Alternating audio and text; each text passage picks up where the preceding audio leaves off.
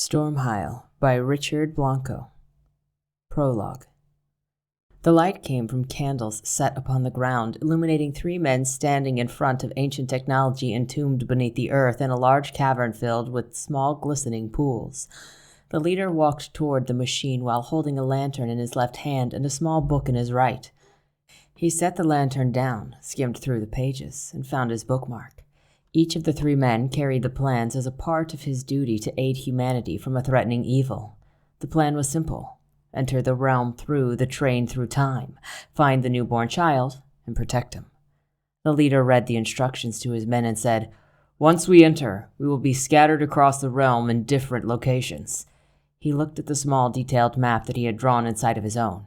3 red circles marked a small village, a kingdom, and a forest. The man with long blonde hair, second in command, asked, "We will never see you again?" His dark eyes peered from under a furrowed brow. The leader placed a hand on his shoulder and said, "I'm afraid so." He looked at the third man. "We cannot afford to be noticed. Our main mission is to find the child." They both nodded. "Let's begin." Their master took a dagger from his belt and placed it on the outside of the machine. A large door appeared in outline and opened. Inside, pristine metal enveloped the floor. They stepped inside together, walked to the center of the machine, and watched their teacher press the dagger against the interior wall. A blue slate of reflecting glass emerged, a portal to Stormheilm. "Here, take this," he said, and looking at the less experienced of the two, passed him a dagger key. "You will be the last of us to leave. You must close the portal with this. We cannot afford to be exposed. Carry that with the utmost vigilance." "I will," the young time traveler said. The leader's intuition was telling him to wait longer, but he knew time was running out. He decided to dismiss the intuitive message and vanished through the doorway, leaving his companions behind. "Ready?" the more adept man asked the younger man, who was staring out the entrance door into pitch blackness. The candles had vanished. "Do you see it?" "He left already. We have to go." A feeling of terror swept through their bodies, and suddenly a dark figure with yellow serpent eyes fiercely grabbed the young man's arm from the darkness. Its long, sharp claws dug deep into his shoulder, and its broad, muscular body stood 7 feet tall as it entered the machine. "Run! Go!" the younger man yelled to his superior, as he struggled to grasp the demon. His friend hesitated at the sight of his subordinate being captured, but looking back into the cavern, he saw more eyes staring back at him. They were not demonic, but looked human. "Go! Leave! Find the child! It's the only—" The subordinate's words disintegrated into shrieks of pain as the demon brutally wrenched his arm off. Horror swept over the elder man's body like tiny insects stinging his every nerve. The demon tossed the first victim to the ground and bolted toward his companion as he jumped through the portal and disappeared. The young traveler screamed and hollered on the ground, trying to grasp his missing arm. His blood spurted onto the floor in small red rivers, and the dagger lay far from him. Then, from the cavern, a woman emerged from the shadows and entered the machine. She stared at her minion that towered over them. The monster looked toward his master and grunted for further instructions. "The door," Shaw said. "We now have our way into the realm of the humans." The time traveler lay on the ground, struggling to breathe, and began to slowly crawl away. He stared at the mysterious hooded figure and uttered, "You will not find the child. We have already suspected you and your king." The woman walked closer to him. "Have you now?" She bent to take his face in her hands and gave a sinister smile. "I am the one who will end that child's life, and you will tell us where it is." Shaw walked toward the dagger key, picked it up, and examined it. She lifted her hand and pointed to the man's missing arm. "How about we take care of that arm of yours first?" The young man began to scream, loud and long, and the cave echoed with a marvelous euphony of terror, which was pleasing to her ears. 1. The woods had been forbidden to him since Nathaniel was a child, but something about the rides he took on his mare every night and coming out unharmed gave him egotistical confidence. Tonight, however, was not like any other night he had seen before. It was colder than usual, and the stars didn't shine as brightly. The trees were covered in ice, and the leaves froze and crystallized into the winter's yearly cycle. The trees were a screaming blur as he rode his horse into the wooded forest. Nathaniel Fair was a young man who, like most royals, had a charisma that unfolded at the very young age. He was taller than most, just like his father, and had long brown hair that had been slicked backward. His clothes were expensive, befitting his royal status, and his tunic was trimmed in gold lacework and rich embroidery. The fair logo that denoted his princely status embellished his cloak. Nathaniel approached the woods just like any other night. The moon, large and full, hung motionless in the sky. Out of intuition, he held the reins closer to his chest as he approached a tree. He could feel something around him, or someone. Then, in the corner of his eye, a shadow flashed in front of him and quickly vanished. He halted his horse and dismounted. "Who's there?" he yelled, but received no answer. The horse became nervous and restless, and the prince attempted to calm her. "Calm down now. You're okay." He put his hand on the horse's nose and gently stroked her. Suddenly, a black mist crept along the ground toward him, and a woman dressed in long black robe emerged. The horse splayed her front legs and tilted her head back, startled. The woman was beautiful, with long dark hair that extended to her shoulders and a pale white skin. Her shadowy and mysterious aura drained Nathaniel's energy as her eyes moved predatorily slow.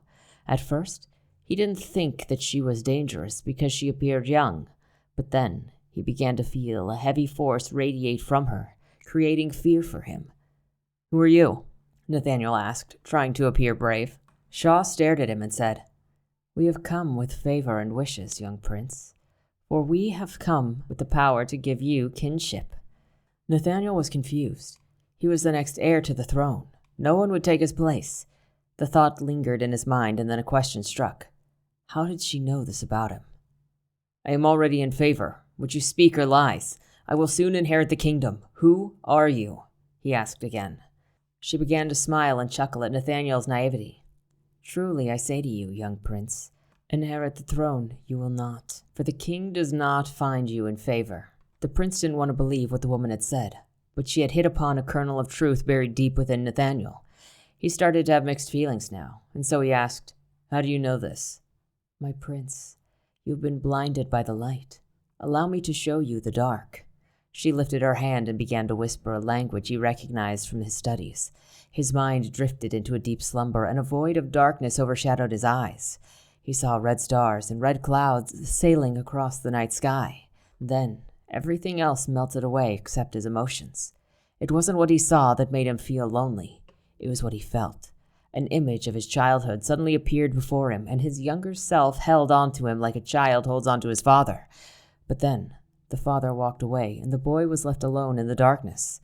Nathaniel quickly understood that this was himself, and that growing up he had always felt this emptiness, only now it was made to manifest right in front of him. He interrupted the dreamlike state and fell to one knee, gasping for air. What did you do to me?" Nathaniel asked, heavily breathing. "Your father was never there for you, and now he has forgotten all about you and your inheritance. Do you think I lie? Go and ask him yourself." Something in her eye made him feel like she was a beast waiting to pounce on her prey. Him. He could feel the tension and the strong energy pushing him downward. It felt like gravity collapsing on his shoulders. His intuition said that she was telling the truth, but he didn't want to believe it. At least, not without proof. Nathaniel turned and walked away, dejected. He felt his ego was merely dust scattered on the ground. He grabbed the horse's reins, and the euphoric dream wore off. He was sure the woman's intentions were devious, but he also knew that as a prince his sole purpose was to become king and rule over the masses. Take that purpose away from him, and you can see a man quickly change from good to evil. He left without saying another word to the woman and rode back to confront his father, to see if the woman was telling the truth. The night sky continued to rule in the heavens as the stars cascaded toward the horizon. The dark and depressing sky mirrored Nathaniel's loneliness. As she watched him ride off, the woman smiled. Her plan had worked after all. 2.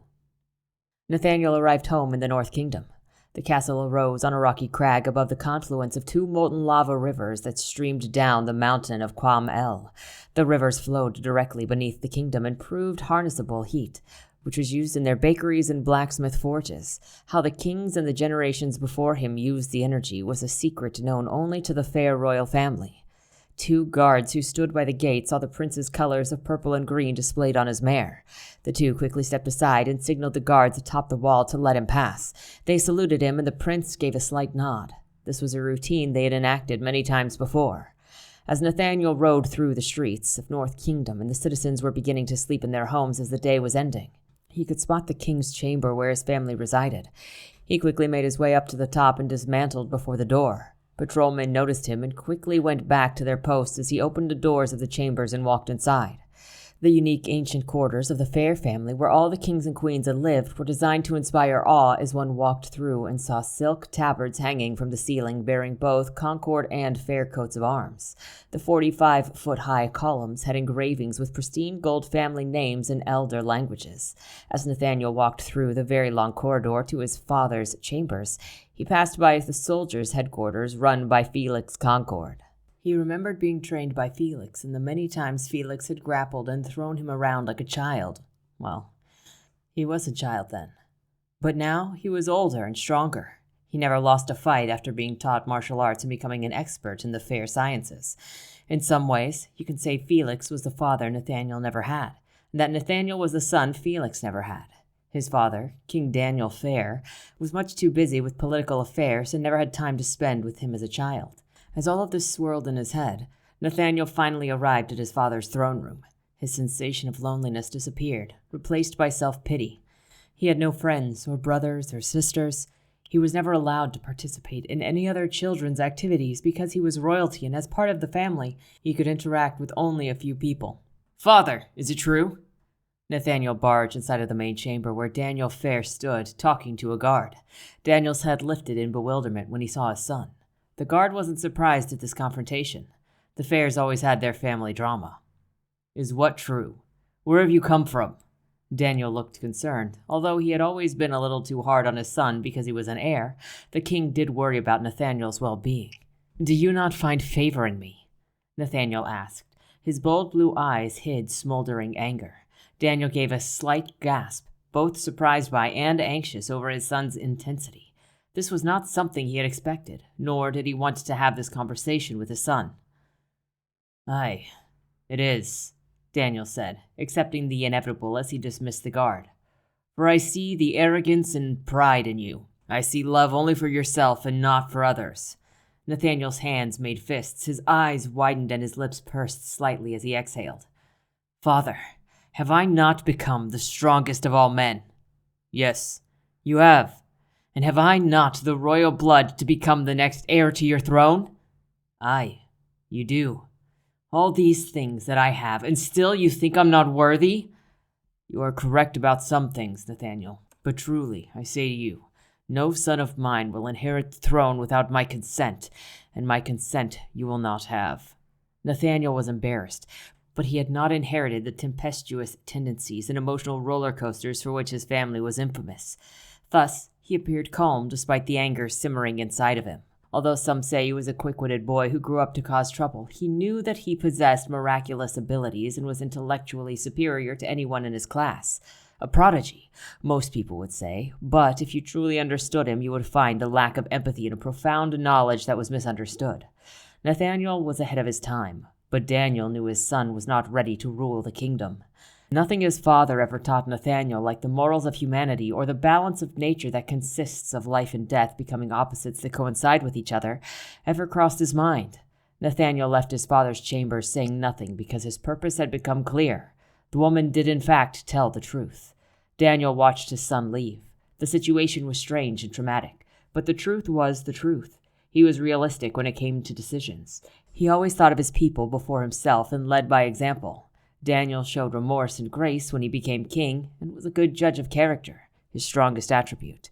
He decided to let his son walk away, but thought it strange that the inevitable encounter had come about suddenly like this, as if Nathaniel had knew about it already. Since it was late and the king figured Nathaniel was not in the mood for another one of their arguments, he left to be with his wife, the Queen of North Kingdom, Nathaniel's mother. As night descended and the winter breeze ruffled the curtains inside of the royal couple's room, Daniel entered and spotted Regina. She lay there on the bed reading a book, which surprised him. He had never seen her with that book before. He dismissed the idea of asking her about it because Nathaniel's outrage was on his mind, not to mention rumors of war in the Far East. The guard he had been talking to when Nathaniel interrupted him was the captain of an elite squad who unfortunately brought terrible news. Daniel decided to take care of it tomorrow and walked over to Regina. He sat on the edge of the bed, waiting for Regina to lift her attention from the book. "What is it now?" she asked, putting her book down on her lap. "It's Nathaniel. I finally told him," he said, beginning to take off his shirt and trousers. Regina always loved to watch her man undress in front of her, his back and forearms scarred from battles that he had fought when he was young. His red cape lay on a chair across the room, and his ever-present necklace dangled from his neck. She crawled across the bed and put her arms around his chest. "And how did he take it?" Regina asked. Daniel took a deep breath. "I don't know. Somehow he already knew, and he was silent, like always. You know, I remember someone else who was quite the same way," she said with a teasing smile. "No, but this time was different." He turned around and looked into her eyes. "He was much more passive than usual, like he already knew the answer. When he was a child, I always thought that he would take my place, but now I'm not so sure." "He's a bright boy," she said. "He gets that from you also." Daniel continued to fancy her cleverness. It was something he did admire her for, and the way she always made things simpler. He turned back around and continued to take off his clothes. She returned to her book and said, "Everything you have done for the kingdom, you have done for us all. You always make the right choices, as you have done again and again. If he is not ready, and you think he does not deserve it, then he must live with it and learn our ways. These rumors in the Far East, perhaps I shall send him to investigate," Daniel suggested. "What will that prove?" she asked.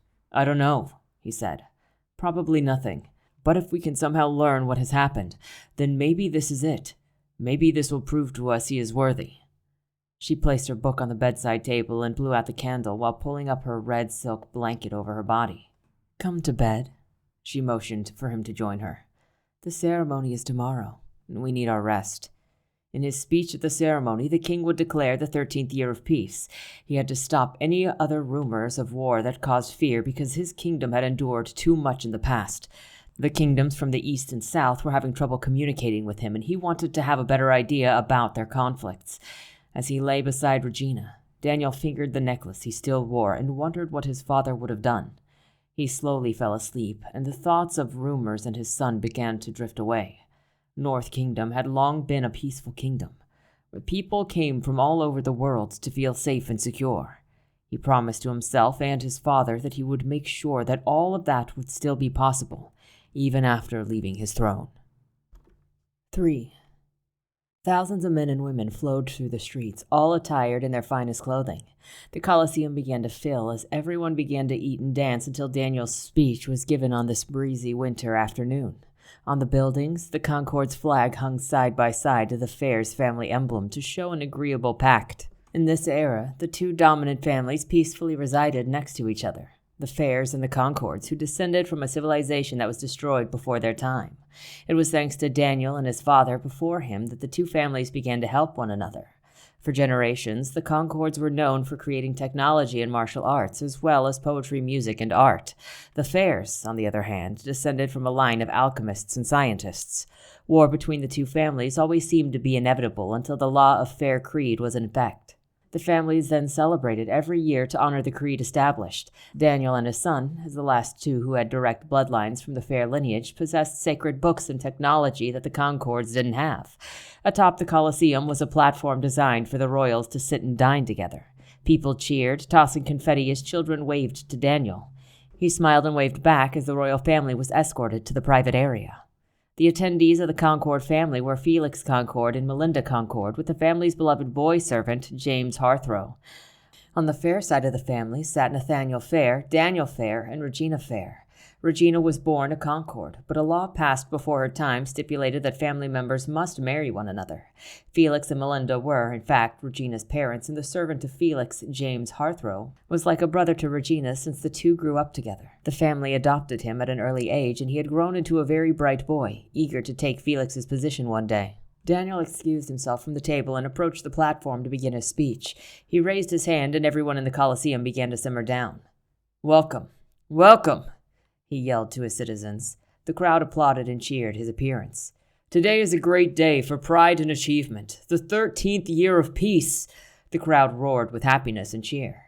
As Daniel looked down upon the crowd, he struck a regal pose in his red cape and royal golden crown. Taller than average, he was clad in a light gray vest and dark brown trousers, with his long brown hair smoothly coiffed. He looked heroic up there, and as he looked down into the crowd, he noticed a familiar face that he had not seen for a very long time. He stuttered and quickly looked away to continue the remainder of his speech. "As you all know, the Concord's fearless leader is here. Give Master Felix Concord a round of applause." As the crowd applauded, Felix stood and waved to the crowd. He was also a commanding figure, standing exactly 6 feet 2 inches tall and wearing a blue and purple cape on which his clan's emblem was displayed. He had black hair and sharp blue eyes. He wore a neat dark gray shirt and tan linen pants with dark brown boots. He sat down beside James and Regina and continued to listen to his king. "The treaty has been handed down for generations, as my father once stood here admiring the heroism we've all shown. Without you and your contributions, we would not have this home for our children. We maintain peace and order for all." The crowd cheered and children jumped up and down. "But these rumors of war are a serious matter," he continued, "which will be dealt with. That is a promise I make to you all today. Our nation was founded on this treaty, and it's what made us family." Nathaniel, who was listening attentively, saw his father look toward him. "To make sure that this treaty is honored, I will send my son and an elite team of scouts to investigate the rumors of war." The crowd applauded and cheered again. Nathaniel looked surprised. Daniel finished by saying, "My love extends through him, and may he bring good news and merit to us all. Now may the celebration continue, and may you all remember peace has been honored today." As Daniel walked to the table to sit down, Nathaniel walked away, leaving everyone behind. The others saw his distressed look and decided to let him leave, but Regina excused herself and followed her son. The two went through a beige hallway adorned with ceremonial decorations and stopped just before the outer gate connected with a pillar. "Nathaniel, wait," Regina called after her son. He stopped, of course, as he always did when his mother had that tone, hard and forceful. "Please show your father your loyalty towards the crown. He only wants to see the best in you," she implored. Nathaniel turned his back to her. He had his father's physical attributes, but his mother's personality. She was the wise one, full of critical thoughts and idealistic notions. Daniel was smart, but she was the more open-minded, philosophical one who favored spiritual knowledge.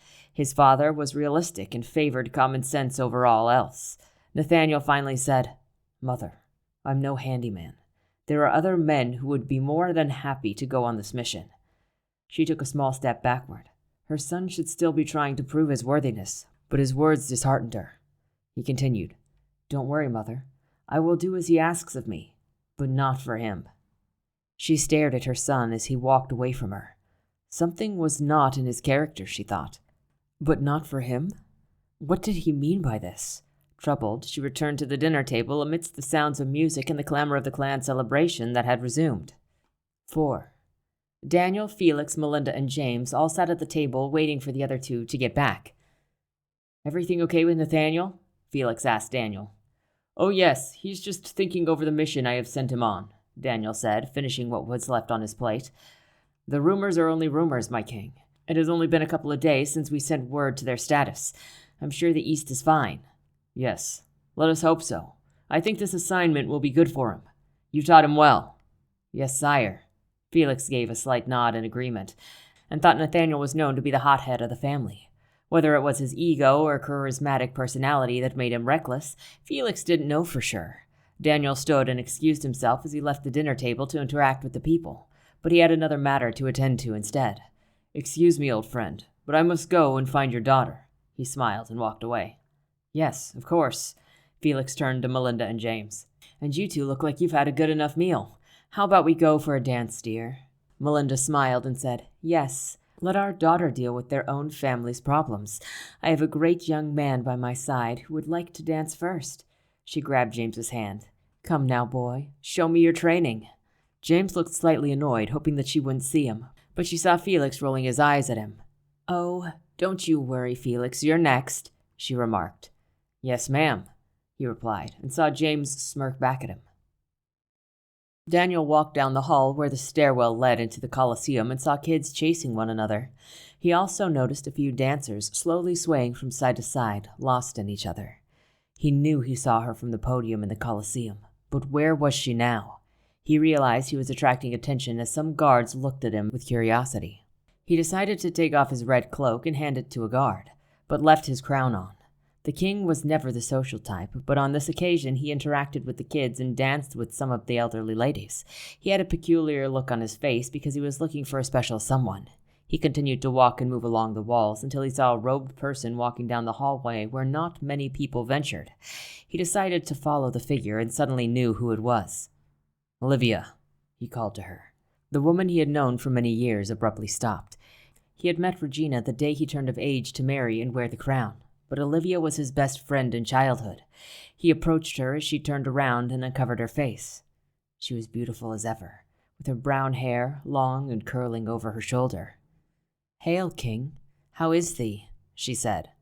"All is well. And to what do I owe this surprise?" Daniel asked. "I came to hear the speech and help with the service." She was concealing something that he had a good idea what it was. "Olivia, please. Enough with the demeanor. How are you?" he asked. How was she? She thought. As if all of a sudden he cared about her now. She wanted to burst out and tell him that it was over and that she would tell everyone their secret. "I'm doing well, Daniel," she said somberly. Good. Now may not be the best time to discuss our situation." "Our situation?" "Yes, our situation. No! You leave me alone and marry your wife while I—" "Be quiet. Do not say such things." He raised his voice, but caught himself. He began to calm down as he saw Olivia's head droop down. "I'm sorry," he said apologetically. "I promise you I will approach you soon, but for now, I have to leave." "As you always have." Daniel stood in amazement and decided that it was best not to be seen while the ceremony was taking place. Olivia had the right to be upset, and he could see it in her eyes that she wanted to be finished with him and move on, but she couldn't. "I'm sorry, he said, fighting back the urge to talk in the open. "I never wanted it to go this way. But I'm glad that you're well. I'll see you soon." He finished and walked away, leaving her alone in the hallway. She wanted to tell him not to bother and to just leave her out of this whole thing, but she couldn't. Not today. Not tomorrow. Not ever. She was in fact still in love with him. After the ceremony ended and the people had their fill of food and celebration, the Felixes decided it was time to head home and gave their daughter a hug. "Goodbye, Mother and Father," Regina said. "And I'll be seeing you soon at the cathedral?" She nodded to her mother. "Yes, of course, dear." Melinda and her daughter had been training with a priest and had shown great devotion to his teachings. It was an honor to become a devotee of the elders' teachings, and it took many years of diligent work to learn higher principles.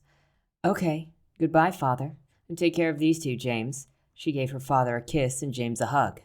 "Yes, my queen," James assured her. "I'll be by if you need anything. I'm sure Nathaniel will be okay, but just in case you need someone to help, don't hesitate to ask." Felix grabbed Regina's hand with a firm shake of courage. "Of course, Father, but I think this is a mission for him to prove to us," Regina said with emphasis. "Very well. Tell your husband for us, please. He never did come back to say goodbye." Felix gave her a quick kiss on the forehead as he had since she was a child. She watched her parents leave and looked over the balcony for Daniel. It was strange that she hadn't seen him for most of the ceremony. She asked a guard nearby if he had seen him around. He said that he hadn't, and she left to go downstairs. A few citizens noticed her and gave her a nod of acknowledgement. She then saw another guard holding Daniel's red cloak and walked directly to him. "Hail, Queen," he saluted. "That cloak you hold, where is he now?" she asked. "Over by the fountain, my lady." Regina left and walked to the beautiful flowing stream that connected with the walls of the castle. The fountain was made of marble as white as snow with extravagant pillars. In the center stood a wide pillar, 20 feet high, that had 3 circulating spheres rotating in 3 silver plates. The spherical marble balls spun as the water overlapped them and fell into a pool of clear blue water below. She walked towards Daniel, who was seated near the fountain, staring at it. "You know, we came here after our wedding day," she said. Daniel turned around. "You said that the fountain was made for the affirmation of our clans, that it showed balance of peace within the history of our kingdom." Aye, I did. He nodded and thrust his hands into his pockets. You also said that each sphere represents a trinity that to this day we shall all abide by. What was it again? She asked. Wisdom, will, beauty. Yes, that's it. And Nathaniel will learn our ways also. But you've been acting very distant from me, Daniel. Are you sure you're okay? Your father wants to join Nathaniel. Daniel looked down into her eyes. Has he asked you? She placed her hand on her husband's shoulder as she stood by him and looked at the fountain. I said not to interfere with it, but you know how those two are in their duty. Nathaniel leaves tomorrow with the mercenaries, but I don't think he is doing it for us. What do you mean? I'm not sure, but we'll find out soon enough. I'm looking forward to what he discovers. Regina sat down next to Daniel and watched the stream of water overlap the marble spheres. The two continued to talk about the day and what they would do when Nathaniel left. There was too little information about the other kingdoms, and Daniel could not leave to find out for himself. He had to protect his homeland and everyone in it. They talked about how they would be proud of Nathaniel when he came back with more news and hoped that he would understand the sacrifices royalty adheres to. 5. Nathaniel went into his room and gathered his sword, a map, 2 loaves of bread, and an extra pair of clothes for the winter evening. He heard a knock on the door. Not wanting visitors, he ignored the knock and stood in silence, waiting for them to leave. My prince, it is Captain Greyerhorn. The voice was muffled from behind the wooden door. I've been assigned to your mission tomorrow, along with 2 other men. Are you there? Nathaniel opened the door to find Greyerhorn chewing a leaf of tobacco. He was tall and wore dark brown pants with the blue and yellow color of Concord royalty patterned on his sidearm. His short, dark hair and brown eyes blended with his uniform. Hail, Prince. May I come in? I have information we need to discuss for tomorrow's journey. Just tell me quickly what it is. I have other matters to finish before tomorrow, Nathaniel said. Greyerhorn noticed the satchel and map on his bed and said, My prince, we have an order from your father to leave by sunrise. Aye. I have recruited 2 of our finest men. One in particular has skills of archery and the other, well, I don't know much about him, sir, but he is excellent with a gun. I just need your approval. He handed over a scroll tied with a red ribbon that Nathaniel took to his desk and signed.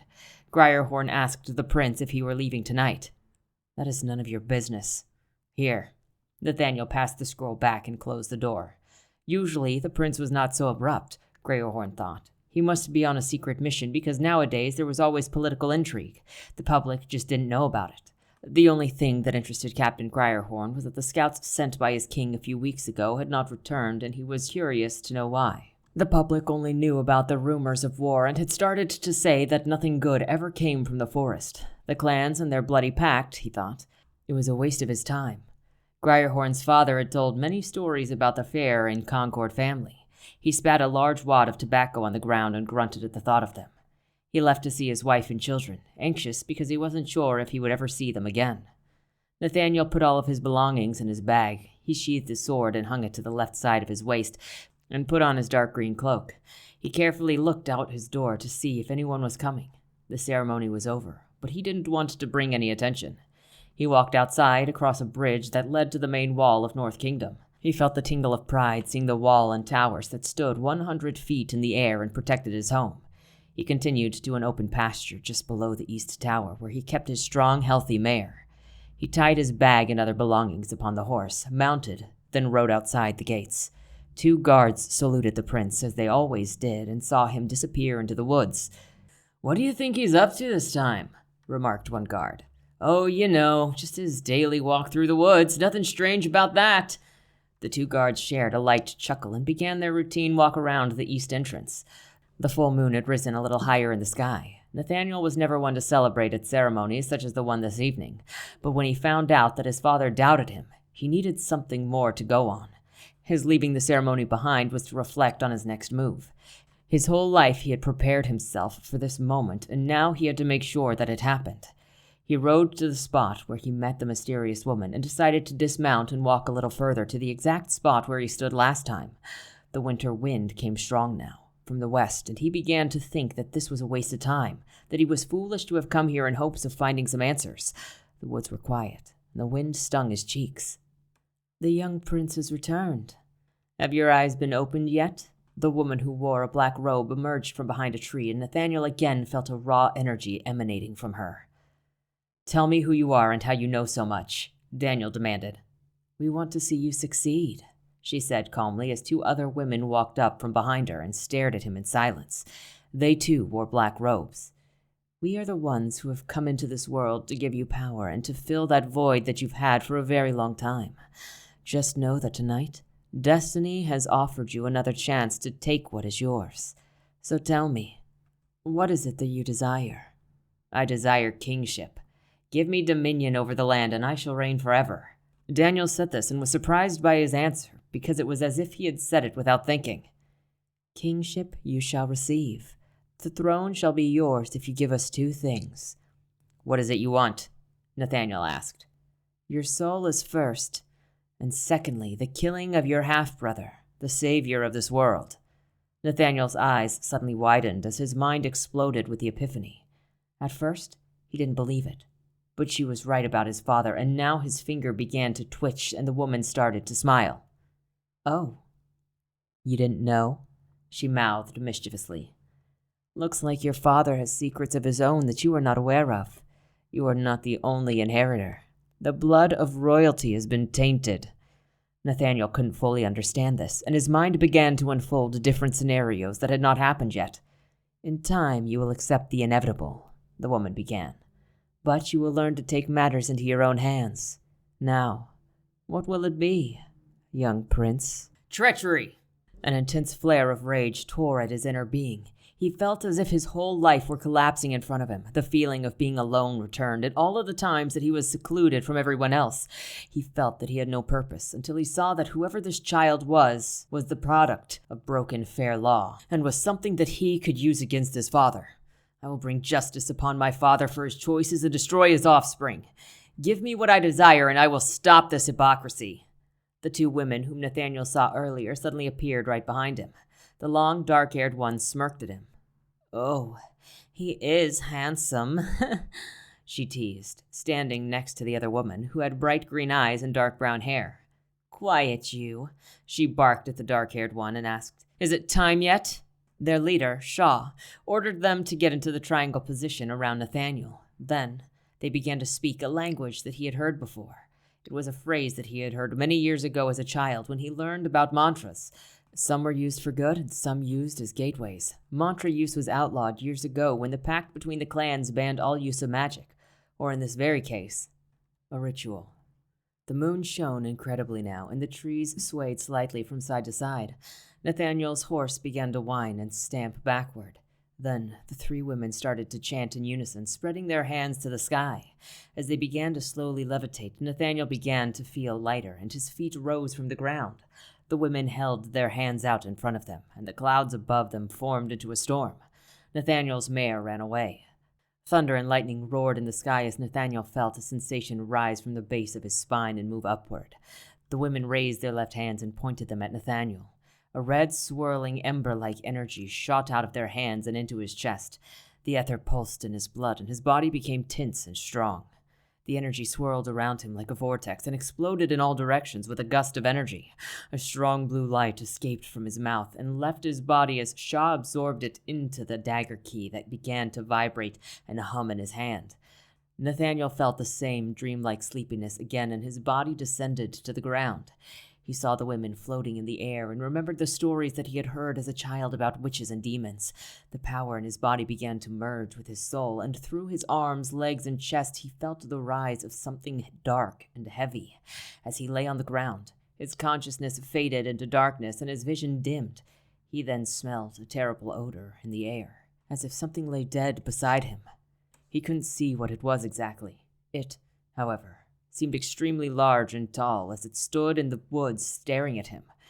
He fell asleep, and the witches lay a map and the dagger key by his body for when he awoke.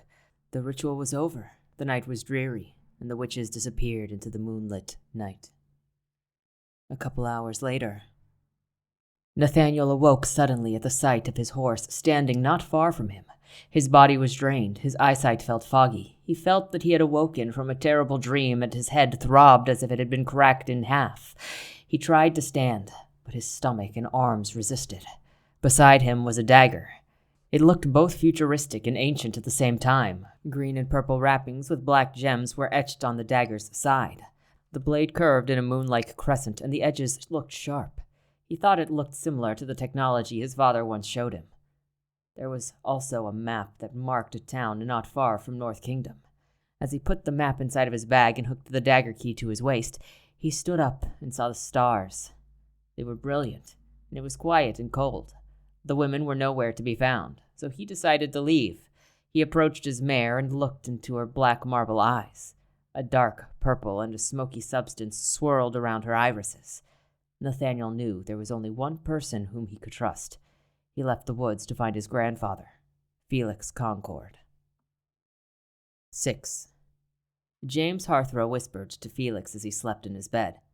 "Psst, Master Felix, it is the prince at the door." Melinda, not awoken by James's voice, continued to sleep soundly. Felix sat straight up, grabbed his cloak, and made his way quietly to the doorway. "Nathaniel? What does he want?" he whispered as he looked back at Melinda, who still lay asleep. "I do not know. He said it is urgent and that he wants to talk to you only." Felix waved his hand. "Very well. Fetch my sword. We may be on a secretive mission." James quickly ran to the back room as Felix came to the door and saw Nathaniel, his clothes damp from rain. "Nathaniel, is everything okay?" Felix asked, eyeing his grandson up and down. The faint glow from the candle inside of the door exposed part of Nathaniel's face. Felix felt the chill winter breeze and invited him in. Come in, come in." "No, grandfather, stay. I have news that I want only you and me to hear. Where is Melinda?" "She is asleep, Nathaniel. It is late. Where have you been?" Felix asked with concern. "A serious accusation has been made known to me by an investigator. My source claims that my father has broken fair law and has tainted the bloodline." Felix's eyes became more alert as he heard this, but he was not the slightest interested. Another one of the family problems that could wait until morning. "Nathaniel, this can wait, okay? Now is not the time or place to have this discussion. Daniel could never do such a thing. I know that you are mad at him right now, but you'll get over it." "No, this is not another one of our arguments. He has broken the law." "And with what proof?" Felix raised his voice, still aware of his wife and careful not to wake her. A change came over Nathaniel, who became calm and realized his grandfather was right. "You're right. I'm sorry. But if it is true," Nathaniel stared into Felix's eyes, "I will do what I believe to be right for our clans. Would you agree?" Felix couldn't understand where his grandson was coming from, or how he had such a strong passion for what he had learned. To come this late to reveal a secret that not even he knew about was very extraordinary. This notion that Daniel had somehow broken fair law was absurd. Where did Daniel learn this? And could he be right? "Nathaniel, whatever it is you think your father has done, I'm sure it was for good reason. Now is not the time to pick a fight, but prove to us that you can follow instructions. You have a lot of good intentions, so please don't disappoint us." Nathaniel realized this was a waste of time, that Felix was blinded, and that he clearly did not share the same viewpoint or the same feeling. It wasn't that he didn't believe Nathaniel, it was just not a wise decision to uncover things that could jeopardize his inheritance. That clever man was always thinking 2 steps ahead of him and always in the best interest of his own well-being. "Goodbye, grandfather. I must leave to the east now for the investigation. Please give my parents my gratitude." Nathaniel turned and mounted his mare as Felix watched him from the open door. He always felt that his grandson was a unique young man whose heart was not usually the motivator of his actions. Sometimes Nathaniel had done things growing up that were questionable. James now approached Felix with his sword and satchel. "We won't be needing that after all," Felix said as he walked back to his room. "Is everything okay?" "I hope so," Felix said with a sigh and went back to bed. As Daniel lay on the bed beside Regina and the night deepened, he thought of Olivia. The last time he saw her was a couple of years ago. She was as beautiful as ever, and she was a servant who occasionally helped in ceremonies. But her main profession was tailoring clothes. She was brave, smart, and wore simple clothes that showed her status. The two had known each other when they were younger, but he quickly dismissed the thought. He was interrupted by Regina's movement in the bed. As he turned his head slightly to the right, he saw her distress. She must be having a nightmare, he thought.